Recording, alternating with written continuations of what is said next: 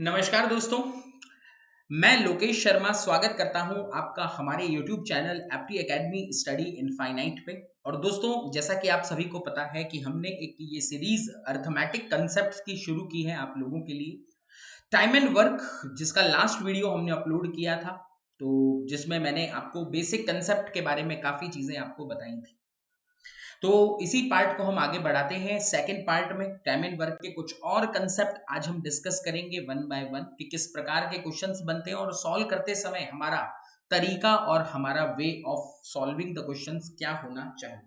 ठीक है, तो तैयार रहते हैं आज के इस वीडियो के लिए। और सभी दोस्तों से मेरी एक रिक्वेस्ट है कि जो भी आपके ऐसे मित्र हैं, आपके दोस्त हैं जो कि banking exams, SSC, railways, even state level की जो एग्जाम्स होती है जहां पे कॉम्पिटिटिव एग्जाम्स में क्वांटिटेटिव एज ए सब्जेक्ट इस्तेमाल हो रहा है, वहां पे इन कंसेप्ट्स का बहुत इंपॉर्टेंट रोल रहेगा। तो डेफिनेटली आप ऐसे स्टूडेंट्स के साथ इन वीडियोस को जरूर शेयर करें। और अगर आपको चैनल पसंद आ रहा है, चैनल का कंटेंट, चैनल के वीडियो पसंद है, तो प्लीज चैनल को सब्सक्राइब भी करें। ठीक है, तो शुरू करते हैं दोस्तों। तो सबसे पहले रिमाइंड कर देता हूं आप सभी को अबाउट माय ऑफलाइन क्लासेस। दोस्तों, एप्टी एकेडमी के नाम से हमारी पुणे में ऑफलाइन क्लासेस है जहां पे हम लोग बैंकिंग, एसएससी और RBI grade B, special focus on RBI grade B, क्योंकि आरबीआई ग्रेड बी की ऑफलाइन क्लासेस जो कि फुल्ली फोकस्ड होती हैं स्पेशली फॉर फेज 2 ऑल्सो, वो क्लासेस बड़ी कम है। तो we are the one who are providing the complete RBI grade B exam preparation through offline classes in Pune. ठीक है, तो जो भी बच्चे बैंकिंग एग्जाम्स की, एसएससी एग्जाम्स की और even though RBI grade B की तैयारी ऑफलाइन माध्यम से हमारे साथ करना चाहते हैं, हमारी टॉप टीम के साथ करना चाहते हैं, तो डेफिनेटली आप हमसे संपर्क कर सकते हैं ऑन दिस वेरी नंबर 7720060014। ठीक है, तो जुड़ सकते हैं आप हमारे ऑफलाइन क्लासेस के जरिए और सक्सेस पा सकते हैं आने वाले अपकमिंग एग्जामिनेशंस में। ठीक है प्यारे बच्चों, तो ये हमारा एक ब्रीफ इंट्रोडक्शन है अबाउट अवर क्लासेस। इसके साथ ही दोस्तों, आज हम लोग बात करेंगे टाइम एंड वर्क के सेकंड कंसेप्ट के ऊपर। कल मैंने आप लोगों को एक वीडियो अपलोड करी थी और उसमें मैंने बताया था कि भाई एफिशिएंसी से रिलेटेड, टाइम और वर्क से रिलेटेड क्वेश्चंस कैसे बनते हैं, कैसे एफिशिएंसी को रेशियो में बदला जाता है, किस प्रकार से एलसीएम लेके टोटल वर्क निकाला जाता है, वो सारी चीजें मैंने कल के वीडियो में क्लियर की थी। अगर आपने पहला पार्ट नहीं देखा है तो डेफिनेटली जरूर देखिएगा ताकि आपको एक प्रॉपर आइडिया लग सके। तो दोस्तों, आगे बढ़ेंगे और बात करेंगे हम सेकंड टाइप ऑफ क्वेश्चन की, जिसमें कहते हैं कि कुछ लोग ज्वाइन या लीव करेंगे वर्क को इन बिटवीन।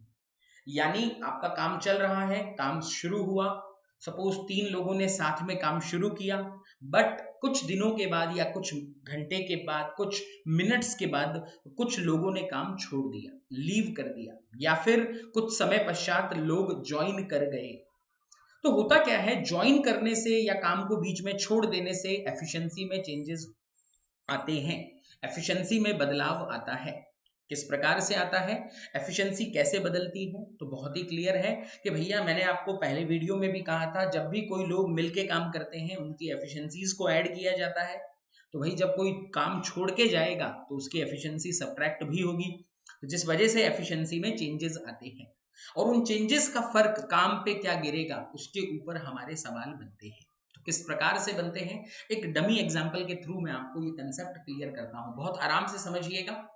देखिए, लीव और ज्वाइन का जो कंसेप्ट रहता है, यानी काम को छोड़ने का और बीच में ज्वाइन करने का ये जो कंसेप्ट रहता है, इसमें ये वाला स्टेप बड़े काम का है। क्या है, मैं आपको समझाने जा रहा हूं, ध्यान से सुनिएगा।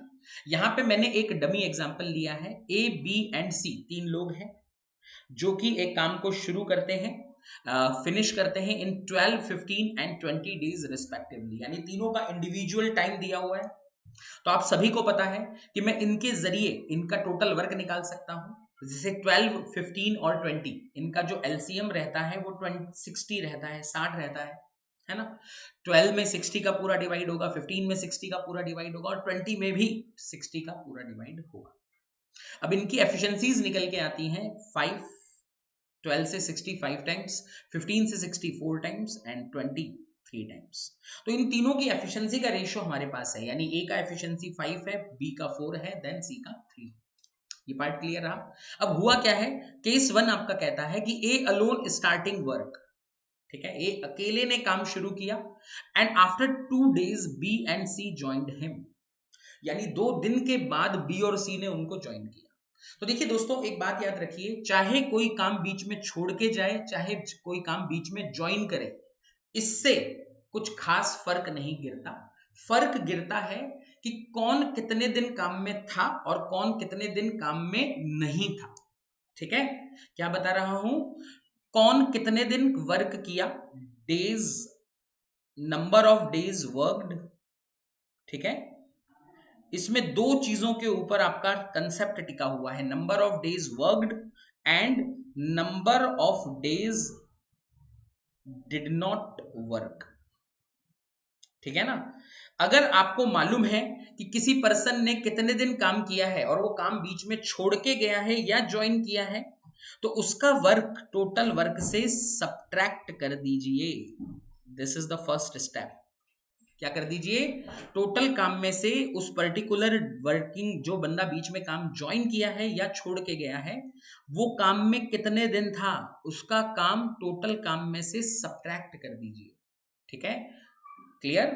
और वहीं पे उल्टी बात अगर हम करें या रिवर्स बात हम करें, अगर कोई पर्सन काम में कितने दिन नहीं है, for how many days he was not in the work, अगर आपको ये दिया गया है तो उसका काम टोटल वर्क में ऐड कर देते हैं बस, चाहे वो छोड़े चाहे वो ज्वाइन करे, डजंट मैटर एट ऑल। ठीक है, क्या मैटर करेगा, अगर उसका नंबर ऑफ डेज यानी वो कितने दिन के लिए काम कर रहा है ये पता है, then subtract his work from the total work. और अगर आपको ये पता है वो काम में कितने दिन नहीं था, then you add his work in that work. Okay, अब ध्यान से सुने, इस सवाल के ऊपर मैं आता हूं, कंसेप्ट के ऊपर फिर से आता हूं। ये क्वेश्चन क्या कहा है, आपका टोटल वर्क कितना था ये हमने निकाल के रखा है, दैट इज 60। अब इसमें कंसेप्ट ये कहता है कि A alone starting work but after 2 days B and C joined him, तो 2 दिन के बाद बी और सी ने उसको ज्वाइन किया है। ठीक है, यानी बी और सी काम में 2 दिन नहीं थे। तो मैंने क्या कहा, जब आपको पता है कोई काम में कितने दिन नहीं है, उसका वर्क ऐड कर देते हैं। तो बी और सी 2 दिन नहीं थे, तो बी और सी 2 दिन में कितना काम करते थे मिलके, तो 4 और 3 7, इन दोनों की एफिशिएंसी है, तो 2 दिन में ये कितना काम करते थे, 14। तो वो वर्क हम इधर ऐड कर देंगे, तो 60 + 14 यानी कि 84। अब सिंस मैंने बी और सी को काम में ऐड किया है, I have added B and C with along with A तो छोड़ के गया ही नहीं था, तो तीनों का जो वनडे का वर्क है उसमें इसका डिवाइड कर दिया जाएगा। तो तीनों का वनडे का वर्क कितना है, यानी तीनों की एफिशिएंसी क्या है, 5 और 4 9 और 3 12, तो इट इज डिवाइडेड बाई 12 हो जाएगा, 12/84 यानी 7। तो इसका मतलब यह है कि आपका पूरा काम जो है 7 दिनों में फिनिश हुआ होगा। आई है बात समझ में? तो बहुत अच्छा कंसेप्ट है, इसको ध्यान में रखिएगा। मैं इसके ऊपर बहुत सारे केसेस आपको करवाऊंगा ताकि ये कंसेप्ट आपके दिमाग में फिट हो जाए। एक बात याद रखिएगा, ज्वाइन करना और लीव करने का इंपैक्ट नहीं गिर रहा है, इंपैक्ट गिर रहा है कि कौन कितने दिन काम में था या कितने दिन काम में नहीं था। अगर आपको पता है कि कोई कितने दिन काम में था, तो उसका वर्क टोटल वर्क में से सब्ट्रैक्ट कर दीजिए, और अगर आपको पता है कोई काम में कितने दिन नहीं था, तो उसका वर्क टोटल वर्क में ऐड कर दीजिए। ठीक है, और जो वर्क नया निकल के आएगा उसमें डिवाइड करना है ऑफ एफिशिएंसी जिनका वर्क ऐड किया गया है। मैं ये पूरा समझाऊंगा, थोड़ा वेट कीजिएगा, ये पूरा कंसेप्ट आपको क्लियर हो जाएगा। ठीक है, ये पहला अप्रोच है, पहला केस है जो मैंने आपको अभी समझाया है। ठीक है प्यारे बच्चों, इसी के ऊपर अगला एक और केस देखते हैं ताकि आपको कंसेप्ट और बेहतर तरीके से क्लियर हो हम क्या कह रहे हैं। सिंस कंडीशन वही है, क्वेश्चन वही है, लोग वही हैं, तो इनकी एफिशिएंसी भी वही रखते हैं जो पिछले क्वेश्चन में हमने यूज किया। Total work was 60, efficiency was 5:4:3। ठीक है प्यारे बच्चों, अब कंडीशन ये कहती है A alone starting work alone, now B and C joined him 3 days before completion of the work. अब यहां पे क्या हो रहा है, ए अकेले ने काम शुरू किया, बी और सी बीच में ज्वाइन कर रहे हैं, लेकिन कब ज्वाइन कर रहे हैं, काम खत्म होने से 3 दिन पहले। हाँ जी, काम फिनिश होने से 3 दिन पहले, यानी कि बी और सी काम में 3 दिन रहेंगे। इससे क्या पता चलता है, बी और सी काम में 3 दिन होंगे, तो बी और सी 3 दिन में कितना काम करेंगे, वो काम टोटल वर्क में से माइनस कर दीजिए। मैंने क्या कहा था, जब आपको पता है ज्वाइन होने वाला व्यक्ति, ज्वाइन करने वाला, बीच में ज्वाइन होने वाला व्यक्ति कितने दिन काम में है, अगर आपको ये दिया जा रहा है तो उसका वर्क टोटल वर्क में से घटा देंगे, घटा दीजिए। 3 days before completion of the work, तो यहाँ पे फिर से वही बात है, 3 दिन में ये दोनों कितना काम करेंगे, तो 4 and 3 7 है इनकी एफिशिएंसी। 3 दिन में कितना काम करेंगे 21, तो 60 में से 21 को माइनस कर दीजिए, तो ये आता है 39। सिंस मैं बी और सी का वर्क हटा रहा हूं, यानी मैं इनको काउंट नहीं कर रहा हूं, तो I would have taken the efficiency of only A, और ओनली ए का जो एफिशिएंसी है वो 5 है, तो 39 डिवाइडेड बाय 5 यानी 7.8 डेज मेरा आंसर आ जाता है। इस अप्रोच का सबसे बड़ा फायदा यह है कि आपको एक्स वगैरह मानने की जरूरत नहीं होगी। क्लियर? अगर आप इस अप्रोच से इस सवाल को नहीं करें, अगर आप डायरेक्ट एक्स मान के करते हैं तो कैसे होता है वो भी मैं बता देता हूं।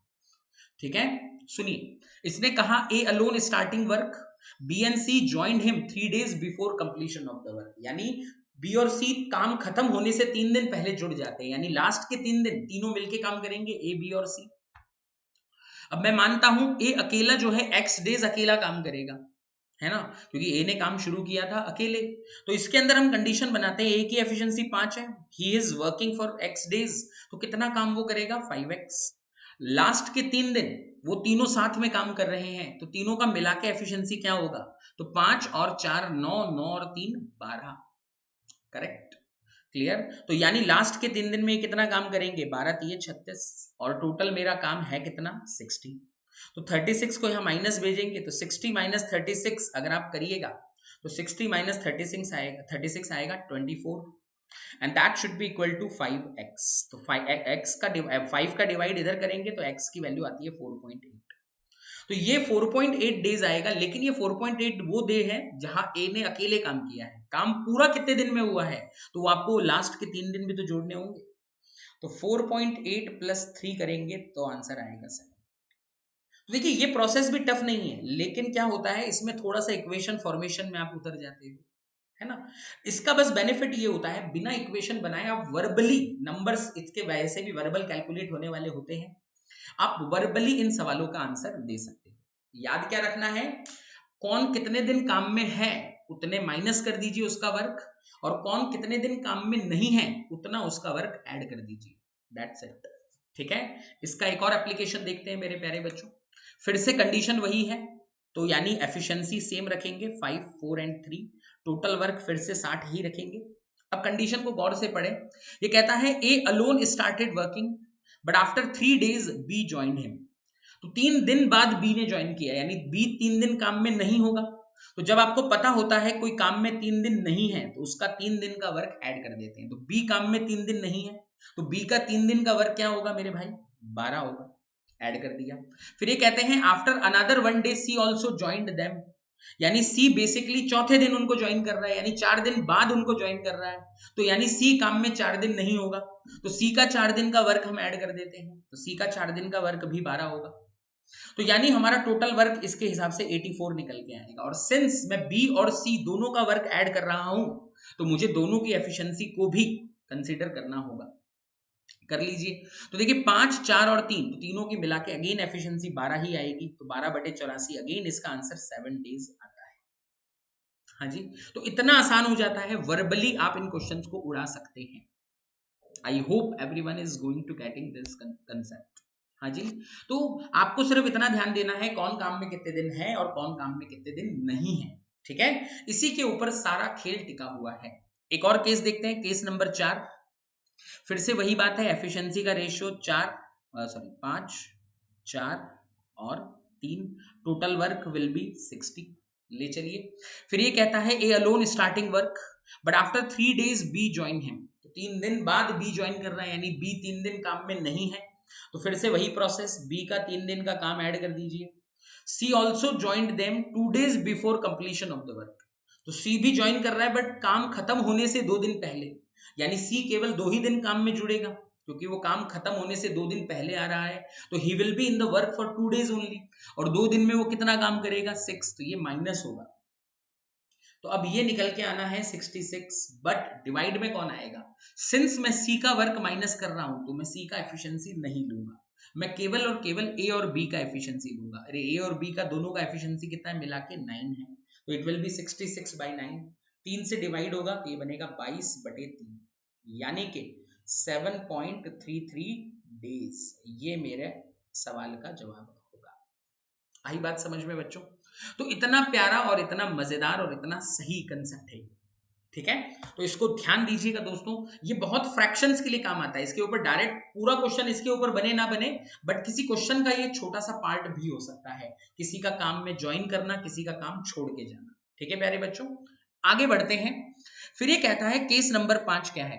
ये कहता है all started working together but after 3 days left the work and C left after another day, यानी तीनों साथ में काम शुरू करेंगे। तो प्रोसेस वही रखते हैं, ratio of their efficiency 5:4:3, total work 60, process वही रखूंगा। हाँ जी, आगे अब क्या हो रहा है, तीनों साथ में काम शुरू कर रहे हैं, बट 3 दिन के बाद बी ने काम छोड़ दिया, यानी बी ने 3 दिन काम किया रहेगा। Be left the work after 3 days, यानी बी वर्क में 3 दिन रहा होगा। तो मैंने क्या कहा, जो काम में कितने दिन होता है अगर ये पता है तो उसका वर्क माइनस कर दीजिए। तो बी का 3 दिन का काम होगा 12, तो ये 12 माइनस हो जाएगा। सी अगले दिन काम छोड़ देता है, यानी 4 दिन बाद, तो सी का 4 दिन का काम क्या हो जाएगा, फिर से 12, इसको भी माइनस कर देंगे। तो 60 - 24 इट विल बी 36। अब मैं बी और सी दोनों की वर्क को माइनस कर रहा हूं, तो मैं इनकी एफिशिएंसी भी नहीं लूंगा, मैं केवल और केवल ए का एफिशिएंसी लेता हूं, और ए का एफिशिएंसी आएगा 5। तो इस कंडीशन में मेरा आंसर होगा 7.2 डेज। समझ पा रहे हो मेरे बच्चे? हाँ जी, कोई इक्वेशन फॉर्मेशन नहीं, सीधा और क्लियर इसका आंसर आपका आ जाता है। ठीक है, क्लियर है? तो इस प्रकार के क्वेश्चंस आप बहुत आसानी से और बहुत क्लियरली सॉल्व कर सकते हैं।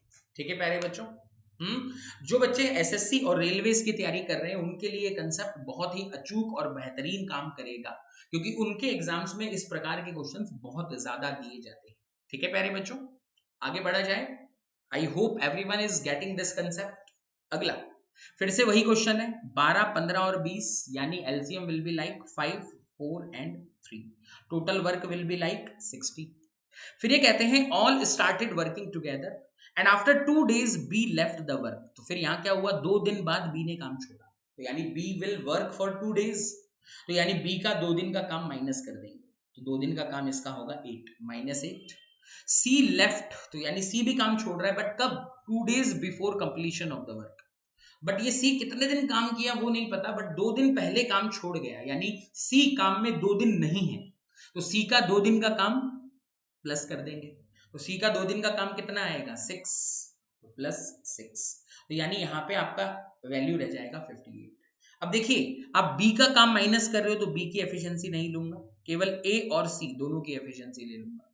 ए और सी दोनों का एफिशिएंसी आपका आ रहा है 8, तो 58 डिवाइडेड बाय 8, 2 से थोड़ा हल्का कर देंगे तो ये बनेगा 29/4, यानी मेरा आंसर आएगा 7.25 डेज।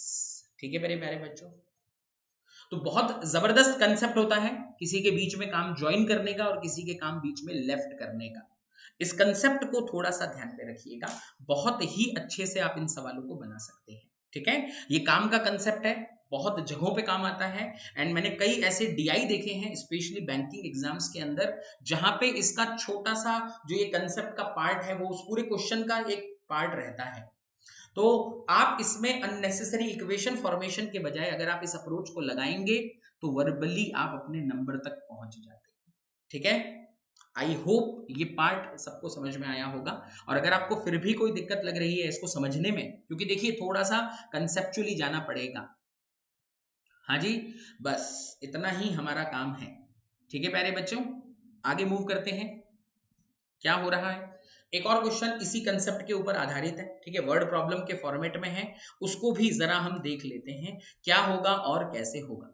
ठीक है प्यारे बच्चों, तो समझ लीजिएगा और इसको बनाने की कोशिश करते हैं। देखिए ये कहता है ए बी एंड सी, 3 लोग हैं, can complete a piece of work in 30, 42 and 70 days. तो तरीका वही है, ए बी सी। हाँ जी, थोड़ा सा नंबर्स को बढ़ाया जा रहा है, 30, 42 और 70। अब मुझे इसके लिए सबसे पहले टोटल वर्क निकालना होगा। तो मैंने आपको कल भी कहा था एक ऐसा पेयर देखिए जिसमें प्राइम नंबर बड़ा कॉमन आ रहा हो, जैसे 42 और 70 है, तो इनका अगर मुझे एलसीएम लेना है तो दोनों में अगर मैं देखूं कॉमन फैक्टर अगर मैं देखना चाहूं तो 14 भी है, 14 भी कॉमन होता है, बट मैं प्राइम नंबर के फॉर्मेट में देखूंगा 7, तो I will take 7 as a common factor. 7 निकलने के बाद ये रह जाएगा 6 और ये रह जाएगा 10, तो 6 और 10 का एलसीएम 30 ही होता है, 30 में 30 का डिवाइड जाता ही है, यानी मेरा जो टोटल वर्क निकल के आएगा वो होगा 210। ठीक है बच्चे, अगर मेरा काम टोटल 210 है तो मेरे पास तीनों का इंडिविजुअल एफिशिएंसी आ जाएगा 210 बाय 30 यानी 7, 42 का डिवाइड करेंगे तो 5 और 70 का डिवाइड करेंगे तो 3, तो यानी मेरे पास तीनों की इंडिविजुअल एफिशिएंसी आ जाती है विच इज 7, 5 एंड 3। ये बात क्लियर रही होगी। आगे मूव करते हैं। अब ये कहता है all of them started the work, तीनों ने साथ में काम शुरू किया, but A left the work after 8 days, यानी ए 8 दिन बाद काम छोड़ गया, यानी ए काम 8 दिन किया रहेगा, तो टोटल काम मेरा 210 है, ए का 8 दिन का काम इसमें माइनस कर दीजिए, तो ए का 8 दिन का काम 7 8 56 माइनस होगा। बी लेफ्ट द वर्क, तो बी भी काम छोड़ रहा है, बट कब, 14 days before completion of the remaining work, तो काम खत्म होने से 14 दिन पहले काम छोड़ रहा है, यानी बी काम में 14 डेज नहीं होगा, तो 14 डेज में बी कितना काम करेगा, 14 5 70 प्लस 70, तो डिफरेंस ले लेंगे तो हमारी ओवरऑल वैल्यू आ जाएगी 224। Is it fine? हाँ जी। अब देखिए ए काम छोड़ रहा है तो मैं ए का एफिशिएंसी नहीं लूंगा, बी ऐड हो रहा है और सी तो ऑलरेडी था ही काम में, तो इन दोनों की मिला के एफिशिएंसी हो जाती है 8, तो डिवाइडेड बाई 8 कर दीजिए, तो 8 का इसमें डिवाइड करेंगे 16 2 बार 64 यानी 8 बार, तो 28 टाइम्स। तो ये कह रहा है find the total time taken to complete the whole work, पूरा काम खत्म होने में कितना दिन लगेगा, तो आंसर आ जाता है 28 डेज। हाँ जी, तो देखिए क्वेश्चन अच्छा था, वैल्यू भी बड़े थे, तो बिना x माने आराम से हमने इस सवाल को उड़ा के रख दिया। ठीक है, तो ये कंसेप्ट का पावर होता है, अगर आप कंसेप्चुअली ठीक जाएंगे तो आपको आंसर भी सटीक और बढ़िया मिलेगा, और ये टाइप और ये पैटर्न कई बार एग्जाम्स में पूछा जाता है, कोई भी कॉम्पिटेटिव एग्जाम हो, बैंकिंग हो, एसएससी हो, रेलवे हो, एमबीए एंट्रांसेस हो, सभी में इस प्रकार के क्वेश्चंस पूछे जा सकते हैं। ठीक है, तो इस कंसेप्ट पे थोड़ा सा ध्यान दीजिएगा। ठीक है, कब वर्क माइनस करना है, कब वर्क प्लस करना है, सिर्फ इस पे थोड़ा सा फोकस कर लीजिए, एक्सप्लेनेशन को ध्यान से सुन लीजिए, कंफ्यूजन नहीं होगा। ठीक है, आगे बढ़ते हैं अगले पार्ट पे, अगले क्वेश्चन पे। अगला क्वेश्चन क्या कहता है बच्चे, ये कहता है A and B can complete a work in 12 days and 30 days। A और बी जो है 12 और 30 दिन में काम करते हैं। अब देखिए 12 और 30 का एलसीएम बहुत ही क्लियर है, 60 होगा। फिर ये कहता है इन दोनों की एफिशिएंसी निकाल के रख देते हैं मेरे बच्चों, ताकि कंफ्यूजन ना रहे। ठीक है, तो इसकी एफिशिएंसी 5 आएगी और इसकी एफिशिएंसी 2 आती है। अब कंडीशन को फॉलो करना है, ये कहता है they started the work together, यानी ए और बी ने साथ में काम करना है, but they left after 6 days, उन्होंने काम 6 दिन बाद छोड़ दिया। हाँ जी, तो दोनों 6 दिन में कितना काम करेंगे, तो दोनों का मिला के एफिशिएंसी 7 है, तो 6 दिन में कितना काम करेंगे 42, तो काम बचा कितना 18। अब ये जो बचा हुआ काम है वो सी कंप्लीट करता है 6 दिनों में, तो ये बचा हुआ काम सी ने 6 दिन में पूरा किया, तो मुझे इससे सी का एफिशिएंसी मिलता है विच इज 3, तो ये सी का एफिशिएंसी आ जाएगा। हाँ या ना, बॉडी आसानी से आ गया। आगे फिर ये कहता है find the ratio of the efficiencies of C and A, तो सी और ए की एफिशिएंसी का रेशियो बताइए, तो बड़ा ही क्लियर हो गया, सी की एफिशिएंसी 3 है और ए की 5 है, तो answer is 3:5। Is that okay? तो आपका आंसर निकल के आता है दैट इज 3:5। क्लियर रहा? बहुत अच्छे, आगे बढ़ते हैं, आगे मूव करते हैं। एक और बेहतरीन कंसेप्ट है, ये कंसेप्ट स्पेशली बैंक वाले जो बच्चे हैं इसको मार्क करके रखिएगा, इस कंसेप्ट को, बहुत प्यारा और बहुत ही जबरदस्त कंसेप्ट है और कई बार एग्जाम में पूछा गया कंसेप्ट है, अच्छी और बड़ी वैल्यूज के साथ पूछ लेते हैं तो कैलकुलेटिव भी बन जाता है। ठीक है, वैसे ये गजब का कंसेप्ट है, usually clerical mains, PO mains, RRB PO mains, ऐसे एग्जाम्स में ये कंसेप्ट पूछा जा चुका है। ठीक है, तो कैसे होगा सुनिएगा, ये कहते हैं Q is 20% more efficient then P, यानी P का एफिशिएंसी अगर 5 है तो Q का एफिशिएंसी जो होगा वो 6 हो जाएगा, 20% मोर यानी 1/5। तो यानी P अगर 5 है देन Q विल बी 1 मोर 6। फिर ये कहते हैं Q started the work and do it for x days. तो Q काम शुरू करता है, तो देखिए Q काम कितना करेगा, Q की एफिशिएंसी 6 है, x डेज काम करेगा तो work done by Q will be 6x। हाँ जी। अब ये कहते हैं after that Q is replaced by P, तो Q को P रिप्लेस कर देगा, यानी Q छोड़ जाएगा, P आ जाएगा। और कहता है कि P completed the remaining work in x plus 8 days. अब P जो है बचा हुआ काम कर देगा इन x प्लस 8 डेज। अब देखिए सिंस P का एफिशिएंसी 5 है तो P कितना काम करेगा, 5 इंटू एक्स प्लस 8। तो ये Q का वर्क डन आ गया, ये P का वर्क डन आ गया, और दोनों के वर्क डन का रेशियो दिया जा रहा है आगे P और Q का 3 और 2, तो यानी उल्टा लिख देते हैं 2 और 3, क्रॉस कर दिया जाए बच्चों। हाँ जी, हमने x के फॉर्मेट में वर्क डन निकाल दिया Q का और P का, और हमारे पास इन दोनों के वर्क डन का रेशियो दिया गया है, तो क्रॉस कर देते हैं, 3 इधर जाएगा 2 इधर जाएगा, तो ऐसे अगर मैं देखूं तो 2 से ये कट जाएगा 3 बार, 3 3 9, यानी ये आता है 9x is equal to 5x plus 40। तो x को इधर भेज देते हैं, तो 9x माइनस 5x यानी 4x इज इक्वल टू 40, यानी कि x इज इक्वल टू 10। काम खत्म। तो यानी मेरे बच्चों x का वैल्यू आ गया 10, तो इससे टोटल वर्क निकाल देते हैं। टोटल वर्क क्या होगा, तो देखिए पी क्यू का जो वर्क डन आएगा, x की वैल्यू अगर 10 है तो q ने कितना काम किया रहेगा 60, और इन दोनों के वर्क डन का रेशियो 2 और 3 है, यानी p ने कितना काम किया रहेगा 90, यानी मेरा total work will be 150। Is it okay? हाँ जी। तो ये कह रहा है find in how many days p and q together can complete the work.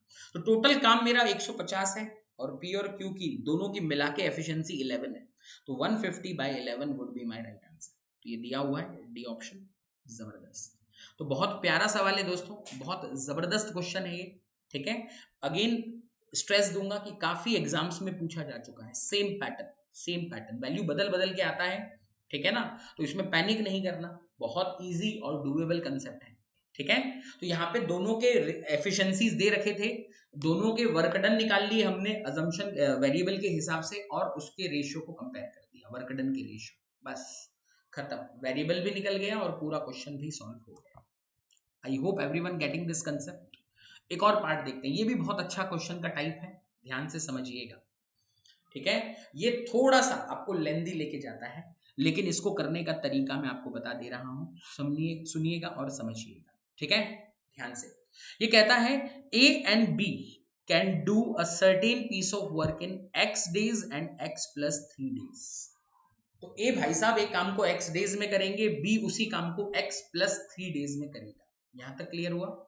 फिर ये कहता है A is 50% more efficient then C। तो A जो है वो B से 50% ज्यादा एफिशिएंट है। फिर ये कहता है A B and C started working together but after 2 days A left the job. हाँ जी, तो तीनों ने साथ में काम करना शुरू किया, बट कुछ दिनों के बाद ए ने काम छोड़ दिया। कितने दिनों के बाद? 2 दिन के बाद। और फिर ये कहता है 6 days before completion of the work B also left, B ने भी काम छोड़ दिया। आगे बढ़ते हैं, फिर ये कहता है find the value of x if the whole work is completed in 12 days. बहुत प्यारा सवाल है, मेंस लेवल का क्वेश्चन है दोस्तों, एडवांस है ये थोड़ा सा क्वेश्चन। ठीक है, अभी तक जो मैंने बताया था वो इसका बहुत ही बेसिक कन्वर्जन था, लेकिन ये बहुत जबरदस्त क्वेश्चन है, इसको ध्यान से सुनिएगा। तो जो भी बच्चे इस वीडियो को देख रहे हैं आफ्टर दैट, मैं उनसे रिक्वेस्ट करना चाहूंगा इस क्वेश्चन को बड़े आराम से और बड़े ध्यान से सॉल्व करें। कैसे होगा सुनिएगा। देखिए इन्होंने कहा है कि ए एक काम को x डेज में करेगा और बी उसी काम को x प्लस 3 डेज में करेगा। ये बात क्लियर हो गई? हाँ जी, तो इससे हम क्या निकाल सकते हैं? तो इससे हम ये देख सकते हैं कि दोनों की एफिशिएंसीज निकल जाती है। कैसे? तो देखिए ए एक काम को x डेज में कर रहा है, बी उसी काम को x प्लस 3 डेज में कर रहा है, तो यानी मेरा टोटल वर्क जो निकल के आएगा वो होगा एक्स स्क्वायर प्लस 3x, दोनों का मल्टीप्लाई कर दिया, यानी ए की एफिशिएंसी निकलेगी x प्लस 3 और बी की एफिशिएंसी निकलेगी x। ये बात क्लियर है क्या? ए की एफिशिएंसी निकल के आएगी x प्लस 3 और बी की एफिशिएंसी निकलेगी x। Is it okay? हाँ जी, यहां तक सबको क्लियर है क्या?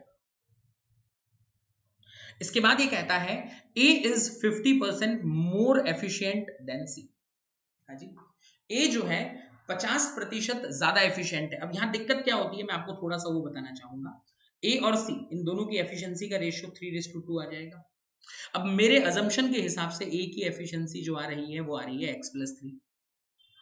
हाँ जी, तो C की एफिशिएंसी क्या होगी, क्रॉस होगा, तो ये बनेगा 2x + 6/3। ये आ गई हमारे C की एफिशिएंसी। ये बात क्लियर है क्या? तो हमारे पास A का एफिशिएंसी है x+3, हमारे पास B का एफिशिएंसी है x, हमारे पास C का एफिशिएंसी आ जाता है 2x + 6। ये क्लियर है क्या? हाँ जी। तो ये एक इसका हिस्सा है टू सॉल्विंग द इक्वेशन। अब आगे हो क्या रहा है, ये कह रहा है तीनों ने साथ में काम शुरू किया, but A left the job after 2 days। ठीक है, यानी ए 2 दिन काम किया रहेगा, तो 2 दिन में ए का मतलब जो वर्क डन है वो माइनस कर दें, तो टोटल वर्क मेरा क्या था मेरे बच्चे, x² + 3x, ये टोटल वर्क है। इसमें से ए का 2 दिन का काम माइनस करना है, तो ए का 1 दिन का काम कितना, यानी एफिशिएंसी क्या है, x+3 है, 2 दिन का काम माइनस कर देंगे, यानी 2x - 6। करेक्ट है। फिर 6 दिन के कंप्लीशन से पहले, मतलब 6 days before completion of the work, B also left, यानी बी काम में 6 दिन नहीं है, तो बी का 6 दिन का काम ऐड करना है +6x। हाँ जी, यही करते हैं, और divided by the efficiency of B and C. क्यों, बी और सी की एफिशिएंसी को ऐड कर देंगे। क्यों कर देंगे, समझ में आ रहा है, क्योंकि ए का वर्क माइनस कर रहे हैं तो ए को ऐड नहीं करेंगे, तो बी और सी दोनों की एफिशिएंसी को ऐड कर देंगे। ऐड करेंगे तो ये बनेगा 3x + 2x, यानी 5x + 6। ये आएगा 5x + 6/3। ये सारे के सारे 3 गुना हो जाएंगे। Is that okay? And that should be equal to 12। पूरा जो काम है वो 12 दिन में हो रहा है। ये बात समझ में आई है कि नहीं? हाँ जी, ये हमारा इक्वेशन फॉर्मेशन है, जो मैंने आपको अभी जो कंसेप्ट सिखाया है उसके आधार पे मैंने ये इक्वेशन फॉर्मेशन आपको करके दिया है। अब आप इसको सॉल्व करने जाओगे तो 3 से 12 कट हो जाएगा 4 बार, 4 से ये क्रॉस मल्टीप्लाई में आएगा, तो इक्वेशन क्या बन रही है ध्यान से देखते हुए चलिएगा, x² + 3x - 2x, x और ये 6x यानी 7x। करेक्ट है बच्चे? माइनस का 6 एज इट इज रह जाएगा, और ये क्रॉस में इधर जाएगा, तो इट विल बी 20x + 24। इन दोनों को नेगेटिव साइड में यानी लेफ्ट हैंड साइड में ले आते हैं, ये दोनों वैल्यूज को ले आते हैं, तो x² अपनी जगह पे बना रहेगा, और 20 माइनस में आएगा यानी 13 का x, 24 भी नेगेटिव में आएगा, तो ये दोनों आपस में ऐड हो जाएंगे यानी -30। इसके 2 टुकड़े ऐसे करने हैं कि प्रोडक्ट 30 का आ जाए, यानी -15 और +2। क्लियर है? तो यानी x की जो पॉसिबल वैल्यू आपकी निकलती है वो आ जाती है 15। हाँ जी, तो ये थोड़ा सा अच्छा सवाल है, लैंग्वेज बहुत जबरदस्त है, प्लस कंसेप्ट बहुत प्यारा है। हाँ जी, तो इसका सटीक और सही आंसर आता है 15 दिन। ठीक है, ये मैंने आपको मेथड से बनाया। इक्वेशन और भी तरीकों से बन सकता है दोस्तों। कल को कोई बोलेगा सर ये इक्वेशन मुझे नहीं समझी, मैं तो इससे बना रहा हूं, तो डेफिनेटली इक्वेशन बहुत तरीकों से बनाई जा सकती है। मैंने इस तरीके का इस्तेमाल इसलिए किया क्योंकि हम यही बेसिक से सीखते आ रहे थे, है ना। यही मैंने आपको प्रीवियस 2-3 क्वेश्चंस में सेम तरीका अप्लाई करके बताया है, तो इक्वेशन मैंने उसी फॉर्मेट में बनाई है। बहुत और तरीके हैं इक्वेशन बनाने के बच्चों, ठीक है, क्लियर। तो ऐसा मत समझिएगा कि ये कुछ अलग हो रहा है, कुछ नहीं, जो सिखा रहा था उसी को मैंने इक्वेशन फॉर्मेट में बदलने की कोशिश की है। ठीक है, एक और चीज है जो आपको इस क्वेश्चन में ध्यान में रखनी है। एक बात हमेशा याद रखिएगा दोस्तों, कभी भी टाइम एंड वर्क में, पाइप एंड सिस्टम टॉपिक में या टाइम एंड डिस्टेंस टॉपिक में टाइम को वेरिएबल और वेरिएबल के साथ कुछ प्लस माइनस के साथ दिया जाता है, तो 99% केसेस में it will lead to quadratic equation. ठीक है ना, जब भी आपको इस तरह से टाइम एंड वर्क दे रहा है, एक का टाइम x है, एक का x+5 है, x - 10 है, इस तरह से, है ना, तो टाइम वेरिएबल में दे रहा है और वेरिएबल के साथ कुछ प्लस या माइनस है, तो याद रख लीजिए ये जो टाइप ऑफ इक्वेशन होती है ये क्वाड्रेटिक इक्वेशन को लीड करेगा अधिकतर टाइम। मैं हमेशा नहीं बोलूंगा, कुछ कुछ केस ऐसे होते हैं जहां पे वेरिएबल कट हो जाते हैं, ठीक है, वहां फिर क्वाड्रेटिक नहीं बनती, नॉर्मल स्क्वायर रह जाता है। क्लियर। लेकिन अधिकांश केसेस, मैं अधिकांश में भी काफी बड़ा नंबर बोल रहा हूं, 99%, ठीक है ना, क्लियर। तो वहां पे आपको ये क्वाड्रेटिक इक्वेशंस को लीड करता है। तो याद रखिए दोस्तों, जब भी क्वाड्रेटिक इक्वेशन लीड हो रही होती है ना, तो उस कंडीशन में बेस्ट होता है you can go by the options, ठीक है। याद रख लीजिए, मैथ का फंडा होता है, स्पेशली जब आप मेंस लेवल के क्वेश्चन को उड़ा रहे हैं, ठीक है। तो आप ऑप्शंस का सहारा ले सकते हो अगर दिए गए हो तो, ठीक है। कंसेप्ट आना चाहिए, इसलिए मैंने आपको पूरा कंसेप्ट आराम से सिखाया है। अब मैं आपको थोड़ा सा हिट एंड ट्रायल की चीजें सिखाता हूं जो एग्जाम में काम आती है। देखिए, इसने पूछा है वैल्यू ऑफ एक्स क्या होगा, और ये ऑप्शन आपके एक्स के दिए हुए हैं। तो पहला ऑप्शन मेरा 9 है, ठीक है, लेके देखता हूं। एक्स की जगह 9 रखता हूं, यानी ए का टाइम 9 दिन, बी का टाइम 12 दिन, ठीक हो गया। इन दोनों की एफिशिएंसी का रेशियो ले लेते हैं, तो 9 और 12 का एलसीएम होता है, अगर हम देखें तो आई थिंक 36। तो इसका एफिशिएंसी 4 है और इसका 3 है, करेक्ट। और A is 50% more efficient then C। अब A की एफिशिएंसी खुद की 4 आ रही है, और A और C की एफिशिएंसी का रेशियो देखें अगर 3 और 2 का है, तो अगर ये 4 है, यानी इसके हिसाब से C का एफिशिएंसी 8/3 होगा। ले चले, हाँ जी, ले चलते हैं। अब ये कह रहा है काम 12 दिन में हो रहा है, और छोड़ के कौन कौन जा रहे हैं, A छोड़ के जा रहा है और B छोड़ के जा रहा है, तो यानी C पूरे 12 दिन काम करेगा। तो C 12 दिन में कितना काम करेगा, ले लीजिए। हाँ जी, A कितने दिन काम किया, 2 दिन, तो ले लो, मैंने क्या बताया था, टोटल वर्क 36 है। A का 2 दिन का काम माइनस कर देंगे, यानी -1। B काम खत्म होने से 6 दिन पहले छोड़ रहा है, यानी 6 दिन वो काम पे नहीं है, यानी 18, ठीक है। चेक करके देख लेते हैं, 36 - 8 28 और 18 44, नहीं 46, हाँ जी, 28 और 18 यानी 46, क्लियर है।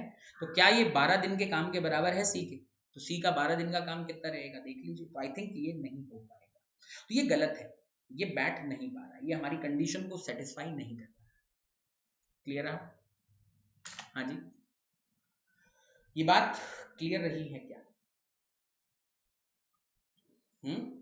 तो ये ऑप्शन बैठेगा नहीं। अगला ऑप्शन ट्राई करके देखते हैं। ए, एक्स की वैल्यू 12 रख लेते हैं, बी 3 दिन ज्यादा यानी 15 रख लेते हैं, 12 और 15 का एलसीएम 60, तो अकॉर्डिंगली ए की एफिशिएंसी 5 और बी की एफिशिएंसी 4। सिंस ए और सी की एफिशिएंसी का रेशियो 3 और 2 है, और ए अगर 5 है, सी विल बी 10/3। अब काम हुआ कितने दिन है देख लो, तीनों ने साथ में काम शुरू किया, ए 2 दिन तक काम छोड़ के चला गया, यानी ए ने 2 दिन काम करना है, तो 2 दिन का काम ए का हो जाएगा, 5 दूनी 10। बी 6 दिन पहले काम छोड़ देता है, टोटल काम 12 दिन चला है, यानी बी ने 6 दिन काम किया रहेगा, तो बी की 6 दिन की एफिशिएंसी जोड़ दीजिए 24। सी ने पूरे 12 दिन काम किया रहेगा, तो इंटू 12, ये इससे कट होगा 4 बार यानी 40। तो क्या ये एडिशन 60 है क्या? नहीं, ये 60 से कहीं ज्यादा आ रहा है, तो ये भी गलत हो गया है, ठीक है। तीसरा ऑप्शन देखिए, x की वैल्यू अगर मैं 15 लेता हूं, देन b विल बी 18। 15 और 18 का एलसीएम होता है 90, यानी इसकी एफिशिएंसी 6 है और इसकी एफिशिएंसी 5 है, और C की एफिशिएंसी फिर 4 होगी, because they are in the ratio of 3:2। अब हिडन ट्रायल मारिए, A ने 2 दिन काम किया, A 2 दिन में 12 काम करेगा, B ने 6 दिन काम करना है 30, और C ने पूरे 12 दिन काम करना है, तो मतलब 12 चौक 48, तो 48 और 12 60, 60 और 30 90, yes that is equal to total work equal, that's why C is the correct answer. आई बात समझ में? तो इस प्रकार से चीजें वर्क करती हैं दोस्तों, तो बहुत मजेदार कंसेप्ट होता है। आप इसको मेथड से भी ले जा सकते थे इस पर्टिकुलर सवाल को, और इस पर्टिकुलर सवाल को आप हिट एंड ट्रायल यानी कि ऑप्शन से भी डील कर सकते थे, ठीक हो गया। हाँ जी, आई होप ये चीज सभी को क्लियर जा रही होगी या समझ में आई होगी।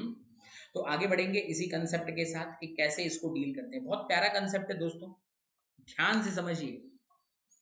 अगला सवाल भी देख लेते हैं क्या होगा और कैसे होगा। ये कहता है A B and C individually can do a work in 15 days 20 days and 40 days respectively, ठीक है। तो 3 लोग हैं, तीनों मिलके काम करेंगे 15 20 और 40 दिन में। तो पहला काम तो एलसीएम लेने का है, ले लीजिए भाई, ए बी और सी, 15 20 और 40। तो what would be my LCM? तो एलसीएम लेने गए तो 20 और 40 का एलसीएम 40 ही रहेगा, 40 और 15 का एलसीएम अगर आप देखें तो 40 से भी चला जाए और 15 से भी, यानी 120। तो इस भाई का एफिशिएंसी आएगा 8, इस भाई का एफिशिएंसी आएगा 6 और इस भाई का एफिशिएंसी आएगा 3। क्लियर है क्या? हाँ जी, आगे बढ़ते हैं। फिर ये कहता है all three started the work together, तीनों ने साथ में काम शुरू किया, but after few days be left the work, but यहाँ चक्कर क्या है, कितने दिन बाद छोड़ रहा है ये नहीं है ना। फिर ये कहता है in order to compensate the amount of the work that was supposed to be done by B, A and C increase their efficiency. अब देखिए हो क्या रहा है, बी ने बीच में काम छोड़ दिया, बट जो बी का काम है वो ए और सी कंपनसेट कर देंगे। तो बी का काम था कितना, 6 दिन। तो ये जो 6 काम है, ये जो 6 वर्क है, ये ए और सी दोनों मिलके कंपनसेट करने वाले, यानी ये आपस में बांट लेंगे। तो इसमें मुझे ये नहीं निकालना है कि कितने दिन बाद वो काम छोड़ रहा है, it doesn't matter for me. अब ये क्या कहता है, for that A increased his efficiency by 50%। तो इस बी के काम को कंपनसेट करने के लिए, बी का काम था कितना, 6, इसको कंपनसेट करने के लिए ए ने अपनी एफिशिएंसी को 4 बढ़ा दिया, तो यानी बचा हुआ 2 एफिशिएंसी सी को बढ़ाना होगा। हाँ जी, तो वो यही कह रहा है कि बताइए सी को अपना एफिशिएंसी कितना परसेंट इंक्रीज करना होगा। तो सिंस सी को 2 एफिशिएंसी बढ़ाना है और सी का ओरिजिनल एफिशिएंसी 3 है, तो 2/3 होता है 66, सही 2/3%। Yes, my answer will be C option, C would be my right answer my friend. आइए बात समझ में। तो बहुत प्यारा सवाल, लीव करने के कंसेप्ट को थोड़ा अलग तरीके से पूछ लिया, एफिशिएंसी के कंसेप्ट में ले गया, ठीक है। यहां पे हमें फ्यू डेज यानी कितने दिन बाद वो काम छोड़ रहा है ये नहीं निकालना था, that was not my concern at all, ठीक है। चलिए बहुत बढ़िया, अच्छे अच्छे सवाल करवा रहा हूं दोस्तों ताकि आप इसके कंसेप्ट को खुल के समझ सकें, ठीक है। आगे बढ़ते हैं। फिर ये कहता है A B and C together can complete a work in 48/9 days, तो यानी तीनों का मिला के एफिशिएंसी 48/9 है। तो याद होगा मैंने पहले वीडियो में भी आपको कहा था, जब भी समय को 48/9 यानी फ्रैक्शन में दिया जाता है, तो जो न्यूमरेटर वैल्यू होती है वो हो जाती है आपका वर्क, और जो डिनोमिनेटर होता है वो कहलाता है आपकी एफिशिएंसी। यानी कि तीनों का मिला के जो एफिशिएंसी है वो 9 रहेगा and my total work would be 48। आगे बढ़े। फिर ये कहता है if A is twice efficient than B, यानी ए की एफिशिएंसी बी से डबल होगी, रुकते हैं इस बात के लिए। तो ए और बी की एफिशिएंसी का रेशियो 2:1 है and takes 4 days less than C to complete the work, ठीक हो गया। तो यानी सी के मुकाबले में इसको 2 दिन 4 दिन कम लगते हैं। देखिए मैंने क्या कहा था, जब भी डेज का डिफरेंस दिया जाता है, ठीक है, A takes 4 days lesser than C to complete the work, ठीक है। So in how many days A and B together can complete the work. तो बहुत अच्छा क्वेश्चन है ये भी। अगर आप मेथड से जाओगे इक्वेशन फॉर्मेशन में जाएगा। कैसे जाएगा, पहले मैं इक्वेशन फॉर्मेशन आपको क्लियर करके देता हूं, ध्यान से सुनिएगा। देखिए सिंस ए और बी की एफिशिएंसी का रेशियो अगर हम देखें, ए और बी का 2 रेख है, तो यानी इनके लगने वाली डेज का रेशियो x और 2x होगा। हाँ जी, तो ए को अगर x डेज लग रहे हैं तो बी को 2x डेज लगेंगे। और इसने क्या कहा, ए टेक्स 4 days लेसर देन सी, तो यानी सी को ए के मुकाबले में 4 दिन ज्यादा लगते हैं, ये x+4 आ जाएगा। हाँ जी, इज इट फाइन, क्लियर है क्या? तो ये कंसेप्ट आई होप आपको समझ में आया होगा। तो इसको कैसे लेके चलना है ध्यान से सुनते चलिएगा, मैं आपको एक एक करके सारी चीजें समझा दे रहा हूं, ठीक है। अब देखिए तीनों की मिला के जो एफिशिएंसी, अगर मैं इसको लिखना चाहूं तो ऐसे लिखूंगा 1/x, एक दिन का इसका एफिशिएंसी x आ रहा है, मतलब ये नंबर ऑफ डेज है, तो इसकी efficiency will be 1/x, b की एफिशिएंसी 1/2x और c की एफिशिएंसी 1/x+4, और तीनों का जो मिला के एफिशिएंसी आ रहा है वो इसके बराबर होगा। 48/9 को रिवर्स कर देंगे तो 3 कटेगा, यानी आएगा 3/16। ये हमारी इक्वेशन फॉर्मेशन है बच्चे। This will be my equation, this would be my equation and I have to solve it, ठीक है। इसको सॉल्व कैसे करेंगे, तो एलसीएम लिया जाएगा, x और 2x का LCM 2x multiply with this, तो इनका एलसीएम निकलेगा 2x इंटू x+4, ये मेरा एलसीएम आ गया। x से x कट जाएगा तो 2 इंटू x, तो ये बनेगा 2x+8, 2x से 2x कट जाएगा बचेगा x+4, और x+4 से x+4 कट जाएगा बचेगा 2x and that is equal to 3/16। Is it okay? हाँ जी, इस इक्वेशन को सॉल्व कर दीजिए, आपको अपनी चीजें मिल जाएंगी। 8 और 4 12, 2 और 2 4 और 1 5, तो ये आएगा 5x+12 divided by 2x into x+4 is equal to 3/16। 16। तो देखिए 16 से 2 से 16 8 टाइम्स कट हो रहा है, काट दीजिए। जितना आप सिंप्लीफाई रखेंगे उतना आसान होगा। 8 क्रॉस में यहां भेजेंगे तो ये बनेगा 40x प्लस 96। 3 क्रॉस में यहां आएगा, ये बनेगा 3x प्लस 12। हाँ जी, नहीं रुकिए रुकिए, x को मैं भूल रहा हूँ, ठीक है। तो ये 3x इंटू एक्स होगा यानी 3x square plus 3x into 4 होगा यानी 12x। तो ये क्वाड्रेटिक इक्वेशन को लीड कर रहा है फिर से। तो इनको यहाँ क्रॉस में लेफ्ट राइट हैंड साइड से लेफ्ट हैंड साइड से राइट हैंड साइड ले आते हैं। तो ये 3x स्क्वायर अपनी जगह रहेगा, 40 माइनस होगा यानी माइनस का 28x और माइनस का 96। Is it fine? तो 96 6 अगर 3 अगर आप देखते हैं तो आई थिंक ये हो जाता है 288। तो आपको 288 को ऐसे तोड़ना है जिसका डिफरेंस 28 आ जाए और वैल्यू आपकी सेट हो जाए। क्लियर है? तो 288 का ऐसा लिखना है वैल्यू जिसका प्रोडक्ट मतलब 288 आ जाए और डिफरेंस 28 आ जाए। तो ऐसा कौन सा नंबर होगा? तो ये होता है 36 और 8। 36 8 होता है मेरे बच्चे 288, ठीक है।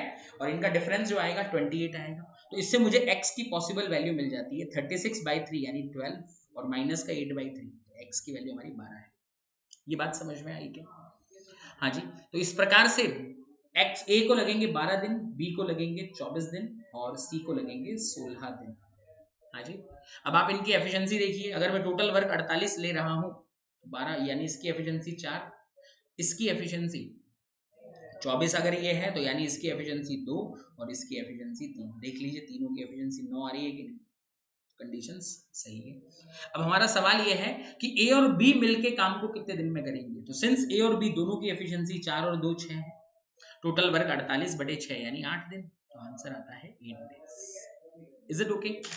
हाँ जी। तो इस प्रकार से ये क्वेश्चंस आपके बन जाते हैं आसानी से अगर आप बनाना चाहें तो, लेकिन इसमें इक्वेशन फॉर्मेशन है। बट अगर आप इस समय को बचाना चाहते हो तो what we can do here, तो हम अगेन मैंने कहा ऑप्शंस का इस्तेमाल कर सकते हैं। हम ऑप्शंस का इस्तेमाल कर सकते हैं। तो कैसे होगा? तो 48/9 विल बी माय टाइम यानी this will be my total work and this will be my efficiency. 9 will be my efficiency, ठीक है। अब एक और चीज देखिए, इसने कहा था A is twice efficient than B.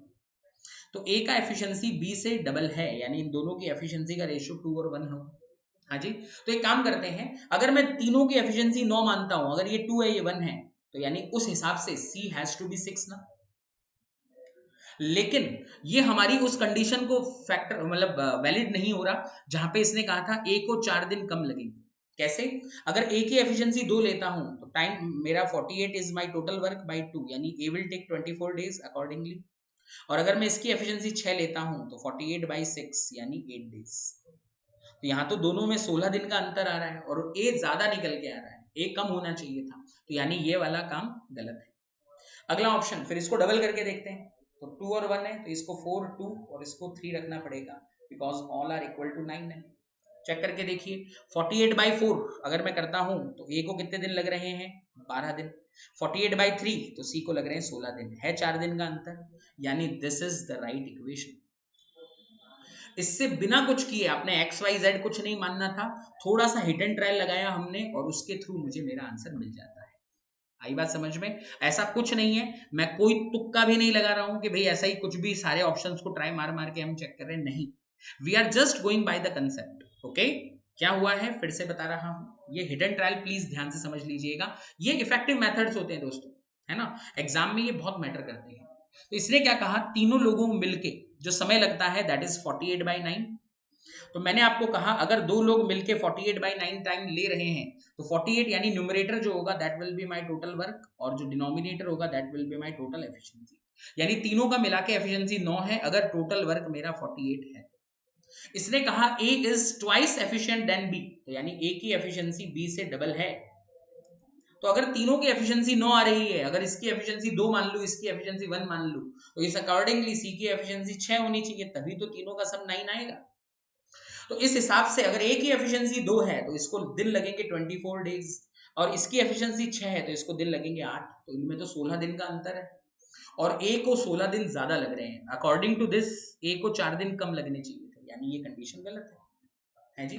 फिर इसका मैंने दूसरा केस ट्राई किया, 2:1 ही रखना इन दोनों को, तो डबल कर दिया just 4 and 2, accordingly it will be 9, sorry 3, 4 और 2 6, 6 और 3 9, तभी तो 9 आएगा सब।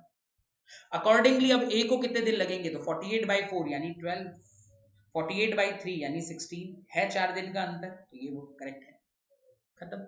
अगर मैं अभी भी टोटल वर्क 48 ले रहा हूं तो ए और बी का दोनों का मिला के एफिशिएंसी 6 है, तो माय आंसर इज 8 Bs।